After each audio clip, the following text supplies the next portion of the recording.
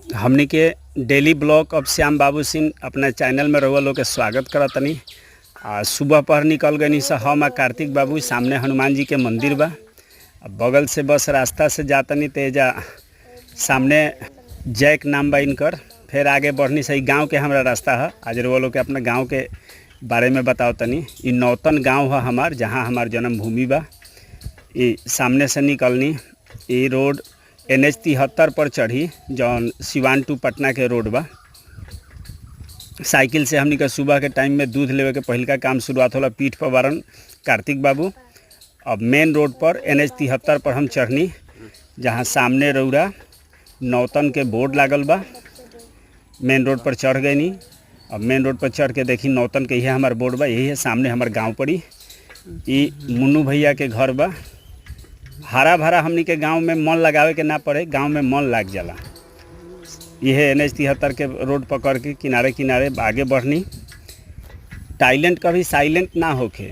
इस सामने रोड जन बा NH 73 ई मरहावड़ा के तरफ हमनी के बढ़तनी। महेश भैया के हमारी घर बाटे, मेन रोड पर ही बा। अब ऐसे आगे बढ़नी तो आगे बढ़म तो ये सामने सामने एगो साइकिल हमारे चलता। ये नया एगो चाय के दुकान खोलले बनी भाई। आइजा सुबह के टाइम में चाय के चुस्की। ई शैलेश जी के पंप बाटे।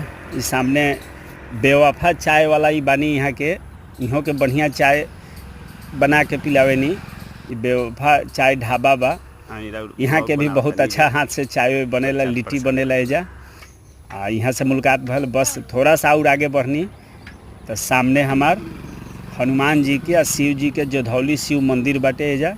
एकदम रोड के किनारे बा। मरहावड़ा के तरफ से आएम तो दाहिने तरफ पड़ी, अमनौर से जाएम तो बाएं तरफ पड़ी।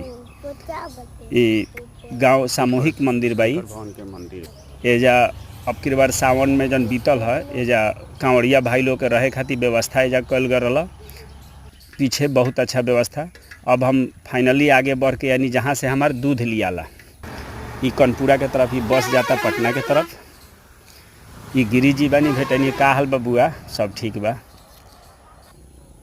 अब एजा हमनी के उतरनी सा, उतर के आ दूध खाती कार्तिक बाबू के साथे आगे बढ़नी सा। एजा 5-6 आदमी दूध खाती आके बैठे रहला। सामने दूध दुहाला आ दूध लियाला। दूध के व्यवसाय कैले बानी। यहाँ के अपन नर्सरी बा। टाइलेंट कभी साइलेंट ना रहे। नर्सरी चलाते हुए 6-7 गो देहाती गाय बाड़ी से कनी के दूध निकाल के यह दूध हमनी के सामने दुहाला। यही जैसे दूध अपना घर खाती जाला।